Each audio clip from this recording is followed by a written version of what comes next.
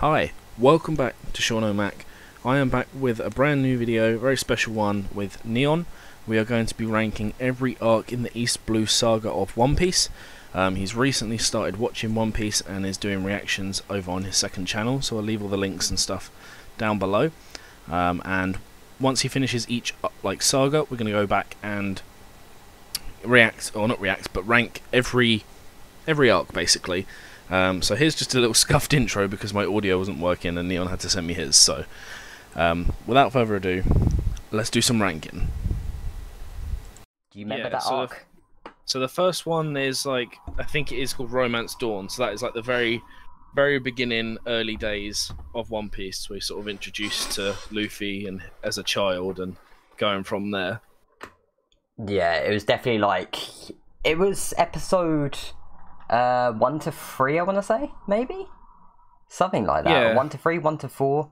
Is that the same arc that has Shanks in it as well? When you see Shanks lose his arm by the Leviathan? It is, right? It also had one of the best characters. I don't give a shit what anyone says. I fucking love the guy. I hope we see him soon. Kobe, I think his name was. Oh, Kobe. Mate, I fucking love Kobe. He's just such a Chad, you know?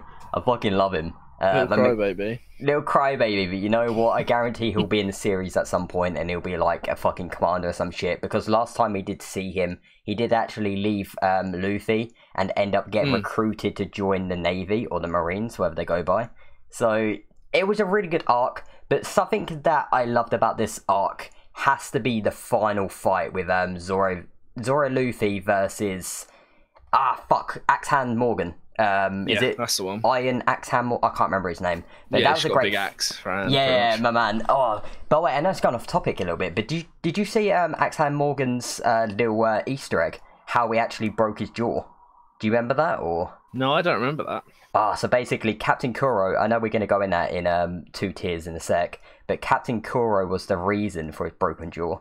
And that's pretty cool. Oh, right. Yeah, I saw that little Easter egg when I saw that shit. It literally, I've been told One Piece has so much foreshadowing and shit. Oh, there's so much, yeah. Things you see on the first arc aren't gonna make sense until episode 500, I've been told, and things like that. So I'm fucking loving it.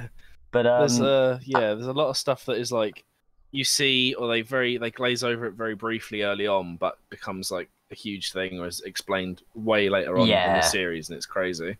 Yeah, but this was the first arc. I don't know if you can really remember too much, obviously, because again, for you, it's probably been at least 5 years. But been a while. Yeah, I'm kind of want to see your opinion on this then, because obviously we have 5 tiers here. Because it's the first arc, was it what you was expecting when you first dived into the world of One Piece, or was it a slow start for you? I'll let you choose what tier you reckon that deserves to go in, honestly. Okay, well, I mean, I guess all those years ago when I watched it, there was a reason I wanted to carry on. I feel like I'm not really a person that's very, if I watch a series and it doesn't interest me straight away, I probably won't ever watch it again unless it's recommended or something. So for this to start off the way it did was definitely kept me interested. And obviously it's the beginning of his journey, and you get his first crew member, Zoro. And I just kind of wanted to see where it all went. Plus Zoro is a really cool character, and I like him being part of the crew. It's literally at the same time, it's so early that I wouldn't say it's amazing or kingship, because it's still sort of got to find its footing. But I would say it's a very good start to the series. Yeah, I was saying more good, but you explaining that, I do understand what you mean, because having that for a beginning arc of the series, a small little 4-episode arc, however it was really, just unique in a way. Because you really see the backstory kind of Zoro. Before he turned into a Straw Hat Pirate, he was this, bounty hunter person that gave no fucks. But then it just really showed his character really well in the early stages. And one thing I love about anime, and especially One Piece, because you see it every arc when new characters get involved, is always the character build-up. And especially Usopp. I know we'll go in that a bit later in the Koro arc. But yeah, I would probably go very good. So should we just dunk him right in very good then? Yeah, fuck it. I'm down for that. Begin the One Piece, stick that very good. Hell very yeah. Good start. Hell yeah. I imagine you know this arc very well. Not gonna lie, I kind of wanted to save this arc for last, but I reckon we should just get it out of the way now. I'm just gonna say straight off the bat, without saying nothing, this is my favourite arc of One Piece so far. Arlong fucking Park. And there's a big reason for that. The motherfucking walk to Arlong Park or whatever. That scene, I remember you told me when I was on that episode. About it. You told me about that shit. You didn't tell me like what's gonna happen, but you said there's one moment where Luffy goes fucking off and you're gonna love it. Mate, seeing oh my god, I know we got a bit off topic a little bit, but seeing like Nami, break down and then look at Luffy and say, Luffy, I need your help. Please help me. While she's bawling down, you know, fucking in tears. And then Luffy puts his hat on her and goes, I know. I will help you, screaming. That shit was fucking amazing, bro. But, yeah, honestly, this arc was amazing for a load of different reasons. One of the reasons I have to say, like the key point, is definitely the emotions they feed you with Nami and Nami's backstory, her family, Bellemere-san, I think her name was, number one MILF, by the way. And yeah, like it was a depressing arc, but it was amazing. And the ending where like you see the palace fall down after Luffy goes fucking crazy, smashes axe kick, mate, the legendary fucking UFC axe kick type of shit. Fucking hell, it was amazing. So I kind of want to put this in king shit, but I want to know what your stance of this arc is, obviously, because again, it has been a very long time you've probably checked out this arc, but you can definitely remember things if you told me about Arlong Walk and things like that. Yeah, that's what I meant. Like, I was gonna say, I'm glad that that's basically my exact opinion. It's like this is the one arc in East Blue for me that is in the king shit tier, because that's the one thing when I saw you watching it, and I was like, I'm so excited for you to get to the walk, because it's just that like build up of like, oh fuck, like you've upset the Straw Hats, and like this is their really like, you see that bond of family, and they are like they're gonna do anything for each other, and it's just that like moment where they're walking to the park. Plus Arlong, I think is a cool character, but the whole arc is set up very nicely that you've got this whole island that's basically held hostage to these fishmen that are arseholes. Yeah. And they're finally here to like, they've got some salvation in form of the Straw Hats. I absolutely love the Arlong Park arc. That's easily like the best arc in the East Blue for me. It definitely had that first sense of horror and terror in One Piece for me. Like the first thing that actually put you, made you depress yourself in a way, made you feel scared for characters. Because Arlong, anyway, we've seen a lot of villains now that are better than Arlong. Arlong was still a crazy motherfucker. That guy was scary as shit. And it was amazing. But yeah, should we just put this straight king shit? I think we kind of have to here. I think we owe it to... Yeah, it goes straight up there. Like, Arlong's one of those characters that, like, even though you know Luffy's the main character, like, this is like, he is in real danger fighting Arlong. Yeah. It was definitely intense, and watching one episode a day of that really killed me, because I just wanted to watch a whole arc in one sitting. It fucking killed me, and I think that's why I enjoyed it a lot more, to be fair. But yeah, the king shit that is, the first one, king shit. So good. But what about this next arc? I imagine you can't really remember this, right? Because I've had a few comments before, people saying they didn't enjoy this arc that much.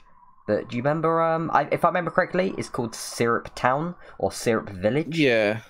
I think it's something like that. It's I'm not too sure on this one, because it's one of the ones I think... See, this is a good part that we've made on the tier list, is that none of these arcs are bad. I don't think any of them are bad. But I would say for me, I remember the least about this one. I would say for me, it's probably the most forgettable, other than Usopp being introduced. I don't really remember much from it, to be fair, but you probably remember a bit more. Yeah, to be fair, I might have to check after this video, but I'm pretty sure it was on like episode 20 to 30, something around that time span. And at the time, this was one of the first arcs in the series for me.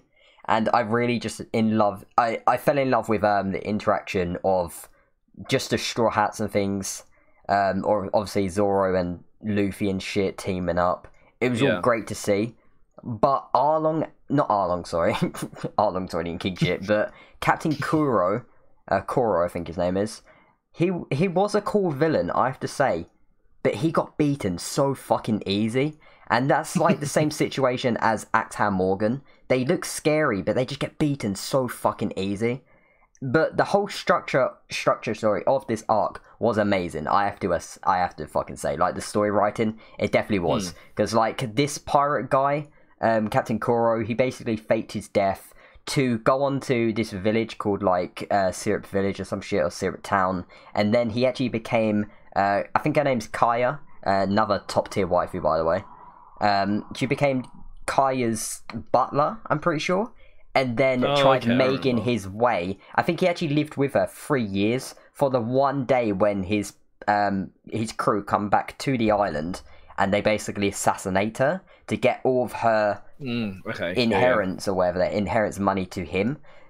I fucked with that. I kind of guessed that was going to happen halfway through the arc, but it was really good. But the fights weren't it for me, man. The fights were not it for me. Like, I'm kind of in between good and very good here, but I'm actually gonna let you choose this one, because obviously I know you said you can't remember too much of this. It's quite forgettable. It's not like the one that OG, you know, One Piece fans remember a long way down the line, compared to like, you know, Arlon Park, fucking load of other arcs and shit, like Whiskey Peak, all that shit. So I'm actually gonna let you choose this one, and I'll follow your lead, because I'm happy with very good or good. See, I think I'll put it in good, because I'm on like the or good. So if you're on very good and good, we both at least like the middle ground would be good. Yeah, so I reckon I'm happy good. to stick it in good. Yeah, good's pretty yeah, that, because good's like average in a way, isn't it? That's like mid tier. Pretty much. So yeah, I'm happy with good. But this next arc, I imagine you remember this arc, right? Because this is quite There's a few characters that are introduced that are pretty cool. Obviously, the one in the picture, Smoker, I really like. I fucking love Smoker. We haven't seen that much of him, but I can't wait to see more of him. He's cool as shit. But I don't know if you remember the arc name, but it was like Logatown or Logatown. I can't remember how you pronounce it. But I'm not sure. What made this arc really unique for me wasn't the characters like Smoker and Smoker's like companion, the girl that looks like Kaina is her name. She looks a bit like Tashigi. Yeah, it wasn't them two. Don't get me wrong, they're really cool. But the thing that got me for this arc was the backstory and the true meaning of Gold Roger's death. Yeah, that's the main part. It was the first time you really see a lot about Gold Roger. Because don't get me wrong, in the OG opening of, you know, like before the opening song, they have like the little intro where they explain for like a minute or so. Yes, or whatever. It is actually Gold Roger talking about, he's actually saying his final speech before his death, his execution, how he's hid the One Piece and like someone's got to find it or some shit. And this was like the first time we really saw something of Gold Roger, and I really enjoyed it, especially Luffy as well, because Luffy, obviously, this meant a lot to him, because he looks up to the King of the Pirates, because there's only been one King of the Pirate at this point of the story, as I know of. It might be revealed that there was multiple down the line. But Luffy looked up to this guy and saw the same execution pole as, you know, as he was executed. And I don't know if you can remember the scene, but when Buggy's about to execute Luffy, you see Luffy, he smiles, and bro, it's the same fucking smile as Gold Roger. You can't tell me that's not a hint that they're fucking related or some shit. I've got so many theories, but I've got a theory. I didn't actually say it in my video, but I've got a theory that Luffy and Gold Roger will be like fucking, it'll be his uncle or some shit. That's a theory. No one tell me in the comments, but that is a theory for now. But I just love it. But are you ready? Are you ready for this part? Yeah, Are you fucking ready? The part that got me the fucking most, if I remember his name correctly, I think his name's Dragon. You see Dragon. This fucking guy, mate. This huge... I don't know if he's a villain. He doesn't look like a villain because he actually helped Luffy, which is kind of weird. It's weird. He looks like an anti-villain. Pirates tend to sometimes look a bit like... Yeah, but he basically saved Luffy. I'm pretty sure he meant to do it, right? He, like... electrocuted Buggy as Luffy was about to get executed, and then like all the Navy pirates looked at him like, what are you doing? You could have, like, you know, killed him. Why'd you let him escape? And he's like, basically, I don't give a shit. It's a cool character, and I really want to see more of Dragon. I imagine we'll see a lot more down the line of Dragon. I imagine he's going to have a huge role. I'm probably saying a warlord right now. He's got a very interesting role in the One Piece world, is all I'll say. A very interesting role. I imagine, because how they hyped up his character. Like, there's a part where you see all the thunder coming down, and you see him slowly for about 5 seconds walk towards the camera with no music playing. That's a hint that this guy is going to be powerful down the line. And yeah, he really made that arc great for me. He really, really did. And it was the final arc of East Blue, right? Before obviously you get the Buggy Adventure 2-episode arc, and then the filler arc. By the way, the filler arc isn't on the tier list because obviously it's filler, so a lot of people don't really tend to watch the filler, and I can't really say anything about it because I haven't finished the filler episode yet, like the arc. But that's why we left it out. But yeah, what would your recommendation be for Logatown, obviously? Because one thing I do want to point out, actually, it was a very, very, very short arc. I think like 4 or 5 episodes as well. Yeah, it's not very long. I would say between amazing or very good, probably, because it's. I guess it doesn't need to be too long. It's just sort of like a backstory thing mostly, and you get a few interesting like figures, like one being the Navy of Smoker and those sort of people, and then Dragon being sort of like a mythical man, and obviously the whole Gold Roger backstory and where he was executed. So it's. You got some good stuff that's introduced. You got some good world building and like elements that will be explored later on that are introduced. Like I said, the foreshadowing and stuff like that. I've got one question, Sean. Who's Dragon? I don't want to comment. Dragon is nuts. Oh, I was hoping you said it. I thought about it for a second. Like, no, you wanted to, but the main but you thought, nah. But that shit. But should we go... I feel like this arc is a lot better than... I don't at the same time, because this is the thing about this arc. It wasn't mostly about the fights, it was more about the world building. Which, because we saw so many different characters, like 4 or 5 new characters and shit. Do you want to go amazing, maybe? Or do you want to go very good? I think amazing fits, because I think it's better than like the initial arc. It's definitely better than the two other. Yeah, it's definitely better than the other 2. Actually, now I think of it. So yeah, let's put that shit amazing. Yeah. Hell yeah. I'll let you take this one because best boy Buggy on that profile. Best boy Buggy. I mean, I think this arc for me, was a bit of like a. It was Orange Town, by the way. Orange Town, that's it. Were you introduced to Nami? Is that right? Yeah. I think that's where you meet Nami. It's been about 60 episodes, but yeah, something like that. I think that's where you meet Nami, but other than that, I think it's sort of like an intermission almost. It feels like a break between the story, if I remember rightly. I mean, obviously, if there might be stuff that's happened that I haven't remembered, but other than Buggy being a chaotic entity and Nami being introduced, it's okay. I think it's sort of like it almost felt like filler in itself. A good, sort of like but just between. At the same time. Yeah, like it just fills the gap between better arcs, basically. I think it's probably one of the similar to like the Kuro one, where it's sort of like it's not bad, but it's all right. It's okay. Yeah. One thing I do want to quickly add on to that. This arc had 2 amazing things for me.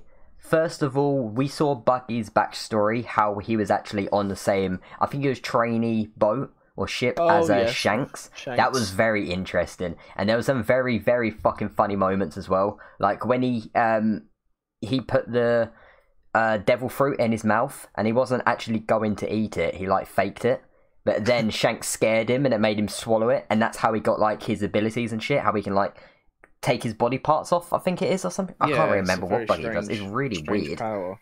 But yeah, detaches his body. Yeah, that's what I mean. It's a bit like a Lego in a way, a bionic or some shit. It was a very fun, small little episodes, I guess. But the main thing that got me, I'll be surprised if you can't remember this actually, because this fucking hit me hard. This was like the first thing that made me cry in One Piece. Was the dog? Do you remember the fucking dog and the pet shop?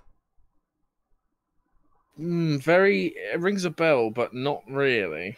Oh, shit. So, basically, there was a dog, and his owner died. And his owner basically said to the dog... By the way, I'm calling him Dog because I can't remember his name. Again, it's been like 60-something episodes at this point. But the dog was told by his owner, before his owner died, to basically... look after the fort, meaning the pet shop. Oh, okay. And yeah, it was quite depressing. And then this lion, I imagine you remember Richie, right? Richie the lion. He's part of He's one of Buggy's crew, isn't he? Yeah, I think it's Moji and or Moji and Richie. But the lion destroys the dog's home, the pet shop, and shit hits fucking hard, man. It really hits hard. I know this is very forgettable in a way for people that are like OG fans of One Piece, because there's a lot more sad scenes down the line. I'm not going to say anything, but I've had a few spoilers. But that's what made the arc really good for me. But I do not think this arc deserves to be anywhere near the top. That's one thing I want to say. It was a good arc, but it does not deserve to be anywhere like amazing or king shit, in my opinion. So, you said air and good, right? Yeah, so probably good. I was... Yeah, do you want to go good? I feel like it's on the same level as Syrup Village, in a way, I feel like. It was an arc that was just there to explain some small little important things, I guess. But it's quite forgettable. Like, because the fact you can't remember the dog thing, that kind of says something, doesn't it? Like, it's kind of forgettable in some scenes, and like there's nothing like Arlong and some shit where it has such a strong meaning, and yeah. But then again, there's so much that I have read that like it's that's the thing. There's a lot of stuff that like I will remember when I get to it, but that's the kind of stuff that is like I've not a clue. it's like it was good at the time, but it's like forgettable, I guess. Like after a certain amount of time. But now we got that in good. I guess we're in the final one now, boy. Final one, Barato. I'm just going to call it Sea Restaurant because I never actually knew how to pronounce the name. Makes sense. Zeph's restaurant. Zeph and Zeph second best dad. He's not the best dad. He's a good dad though. He's fucking dilf, mate. Fucking daddy, I love to fuck. And now think of it, he's not really a dad, is he? He's more of a grandfather. Yeah. I mean, sort of, some sort of fatherly figure. I mean, hey, not kink shame. You do what you do, fam. But this arc was obviously the introduction to Zeph, the restaurant, and then also Sanji. There was another villain. Well, two villains in a way that really made. Well, one of them's a villain, but he's not in a way. He's working with the Navy to clear his bounty. I think someone told me in the comments. I might be wrong. I don't fucking know. Or he does missions for the government to clear his bounty. We'll talk about that in one sec. But yeah. I kind of want to let you take this one because I imagine you enjoyed this arc because you saw one of the 7 warlords. And I take it down the line, the 7 warlords take a huge fucking part in the story. Yeah, huge part in the story. Plus, I'm a bit biased because I absolutely love Sanji, and he just gets better as the story goes on in terms of like his power and his character. It reminds me of myself. Really like this. Just how lewd he is. It literally does. You're banned now. Banned? Oh no. I love Sanji though. I love this. This arc's very cool. Another introduction. You've got Mihawk as you're introduced to is provides a really cool moment early on, which we'll talk about in a second. But like the warlords sort of my understanding is it's not to clear their bounties, but it is they're pirates that have earned such notoriety on the sea and such a bounty that they now work for the government in a way to take out other pirates effectively. Oh, okay. So it's a bit like they joined the sea. That alliance. They're like mercenaries. Yeah. But they're so, they've already amassed such a high bounty that the government's gone, okay, if we sort of work together, and they've joined them. But I really, really like this arc. I guess it's not too much happening until towards the end, maybe. But I'm not sure what do you think, really? I'm gonna say halfway through the arc is before we get into the big boss fight, which I will mention at the end. Don Krieg will mention in a sec. The end bit. We kind of had a plot twist because Zoro the whole time, since he was a kid, he's made a promise to Kaina, or however you say her name, that he's going to be like the best swordsman. And to be the best swordsman, he's got to beat the best swordsman at the moment. So he's made a promise that he's going to beat Hawkeye, or Mihawk, however you fucking pronounce his name. I just call him Hawkeye. So it was interesting to see Zoro, soon as he sees Hawkeye, basically come out of fucking nowhere, destroy this boat that's like, what, a 200-person boat or some shit? It was bigger than the restaurant, like twice as high. Nothing. Yeah, literally, all you hear is shing. The boat's dead. 3 slices and the boat's in pieces. And the debris, the destruction, it was fucking insane. And you just see this guy on a tiny little rowboat. It's not even, it's smaller than a fucking rowboat. It's like a little cushion, like a sofa on the sea. Just slowly goes past with a huge, like, claymore sword thing. Oh my god, and it gets revealed that it's Mihawk or whatever. And then you see Zoro's face just drop. And you see his heartbeat. You can literally hear his heartbeat getting like louder and louder because he's getting scared. Is that, for me, that was fucking amazing. And I imagine we're going to see more of Mihawk down the line. Yeah. But what do you think of that moment then? Obviously, because I imagine it's, again, I know it's been a long fucking time for you, like fucking 4 years at this point. But what was that like when you first saw that scene? Well, I remember that pretty well. There's a couple of things I do remember about it, like the Mihawk turning up, Zoro wanting to fight him, and Mihawk being like, well, you're not really worth my time, so I'm going to fight you with a sword that is basically as big as a pencil. Oh, mate, he literally got it out of the handle of his sword, didn't he, or some shit, and it's like a little dagger. And is still not even breaking a sweat, whereas Zoro's having to fight at his maximum, and this guy's literally fighting with like a toothpick. But I remember like that they have the fight, and then at the end of it, he's like, wants him. I don't know whether Zoro wants him to hit him with the big sword, but he's going to regardless. And he turns around and tells him to like cut him across the front because swords on the back, or was it scars on the back, or a swordsman's shame? And then like almost kills Zoro with the slice across the chest. And I was like, that was so cool. Like it shows Zoro's mentality as well. As like if I can't take this, then I can never best you, basically. Yeah.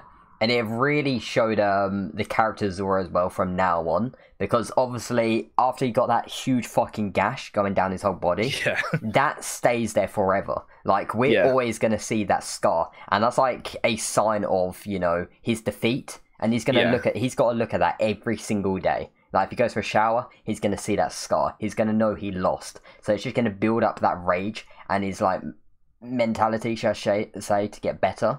And this what really made me fall in love with Zoro. Like, I love Zoro from like the first arc and shit. I really did. He's cool as shit. But this is the part where it really showed that there's a different side to Zoro as well. He's not just this overheaded person that thinks he's the best. He can take defeat, and he knows he can redeem himself if he tries harder. And that's honestly, I would say that part deserves to be in king shit. But if we're going to be talking about the rest of the arc, I wouldn't put in king shit, but let's quickly explain. So obviously Don Krieg, the person, he's the ruler of the East Blue, right? He's like the most frightened, I don't know, what do you call it? The most feared? Maybe? Yeah, I'm not really sure. It's something like that. I think he's just like a very big figure in the local area, sort of thing. Yeah, like everyone knows Don Krieg, like everyone was shitting themselves and shit. But seeing Don Krieg, like, basically be really bad at fighting, like, really, really fucking bad. Like, he has no specialness about him. All he does is rely on technology and shit like that. Like, his armory, shall I say, not technology. Like, his cannons, his armor, that's, like, steel plated and shit, or gold plated. Yeah. He's not a good villain. And I know I said in my video I've really enjoyed his villain, like, character, but looking back at him, the thing that made his character was the fact he has so many people backing him up to make him sound good. He's not he's not like an Arlong, he's not like a Mihawk. He's nothing like that. He's just there because he has so many people backing him up to try and make him the best, but he's not. So, and then obviously seeing Luffy beat him at the end with basically ease, if we're going to be honest. Like, there's a part where he gets wrapped up in, like, the net and then falls into the ocean. So basically, it was a draw in a way, I guess, because Sanji did have to jump in to save Luffy. But it kind of felt easy, if I'm going to be honest. It felt like an easy boss fight. I was expecting a bit more from him looking back, like, 70 episodes later. Yeah. I think it's actually about 50 episodes later, but still. But yeah, what would you say in this, honestly? Where would you say? Because I think the Mihawk part was good. If that was like a arc on its own, I'll put that in king shit. I seriously would. Yeah. But with the rest of the arc, I don't know. It just, looking back at it, it doesn't make me remember it too much after the Mihawk part.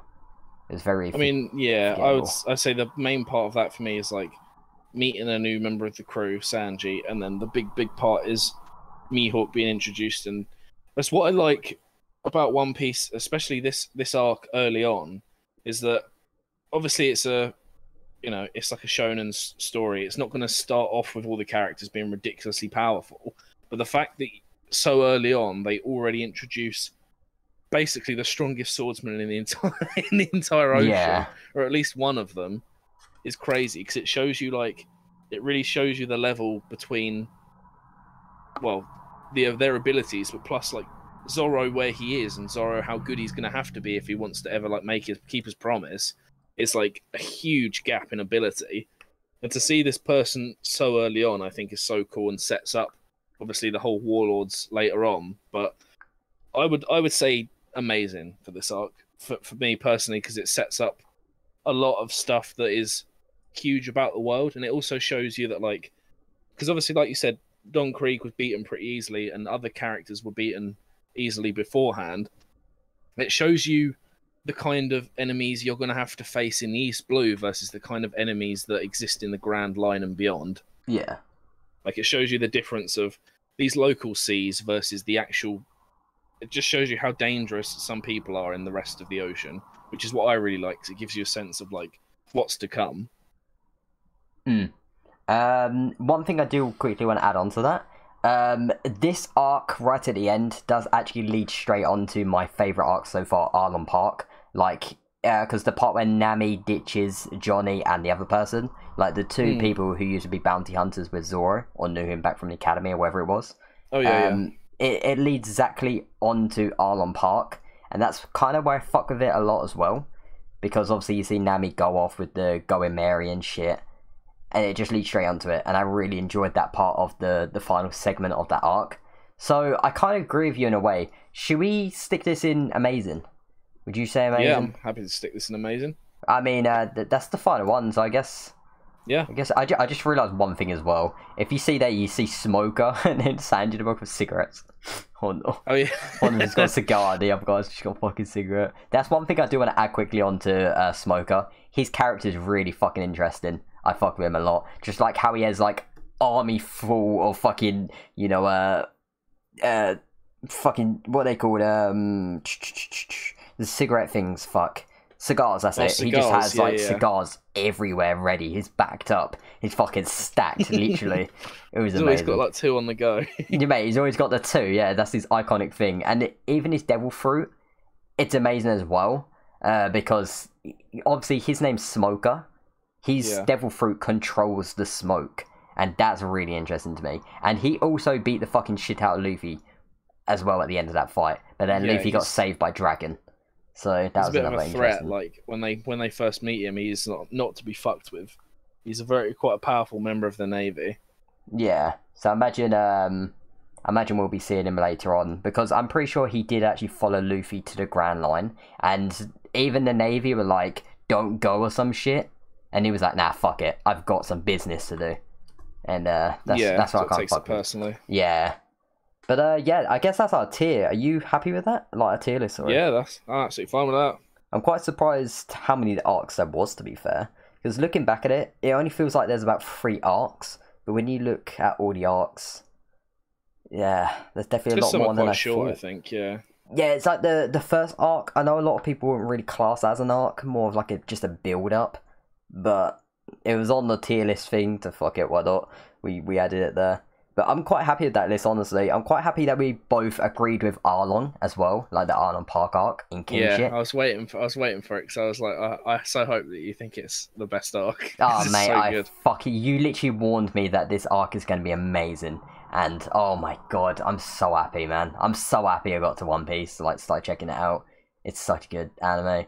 But I'm quite surprised we got nothing in air. Actually, I'm not surprised. I'm not surprised because these arcs are all decent in their own sense of way, if you get what I mean. They all had unique things about them. So putting something in air, that's kind of like, it's good, but it's bad. I wouldn't recommend it. So yeah. I'm quite happy we didn't really put nothing on there. I think later on, because we plan to do these for every saga, which I think is going to be a really cool idea. There will, in my personal opinion, there are definitely a few airs here and there, but they're not too often, honestly. But you will get the occasional that was okay. I could have done without that. But for the most part, I mean, for a series that's gone as long as it has, you can't expect every single arc to be absolute gold. Yeah. But yeah, for the amount of arcs that aren't actually, that are only just okay, it's good. There's not a lot that is bad, basically. For how long it's been going, you'd expect at least one terrible arc, but it's none of it's really bad, in my opinion. Yeah. I'm just I'm loving One Piece and I'm really enjoying the journey. Like all the community, like support my videos and shit. Like my videos have started to get 20 to 30 likes a video now. It's disgusting, Like I never expected the One Piece community to be this nice. It's just really motivated me to keep on with the series, and right now I think I'm like coming up halfway through Alabasta arc. I think I'm about to make myself to Little Garden. So yeah, shit's gonna get interesting, shall I say? And I can't wait. And there we go. That is every arc in the East Blue Saga ranked on our very special tier list. So like I said, thank you very much for Neon for doing this video with me, and I'll put all of his links down in the description. Let me know in the comments what your thoughts were on how we ranked the arcs, and your thoughts on cool moments during the saga as well. But other than that, thank you very much for watching. I will catch you in the next video. Shaun and Mac, out.